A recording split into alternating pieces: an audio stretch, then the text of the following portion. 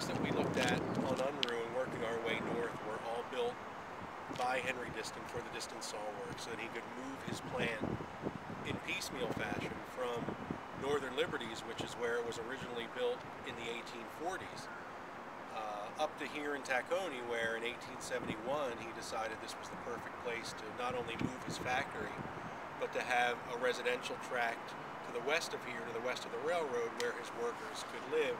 and live close to the factory. So all of these buildings were built between, say, 1872 and 1898 as we move north. And then when we get to the extreme north, the last building was built for World War II. But these buildings over time were able to supplant in its entirety the factory, but the move from Northern Liberties took 20 to 25 years in and of itself before he entirely shut that down. I shouldn't even say he, because Henry Disston came here in 1871, started to build the plant in 1872, and died in 1878. So a lot of his vision was left to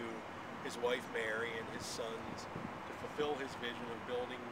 all the buildings, the file shop, the saw shop, the grinding shop,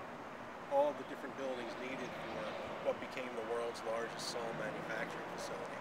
And he had a cousin named Thomas South, who was also a judge and was really the mover and shaker in Tacony, lived over on Keystone Street, and he helped to oversee his vision for not only the industrial part of his dream, but the residential part of his dream as well, and that was to have a safe place, a stable and an attractive place for his workers to live and be in proximity of the shop buildings.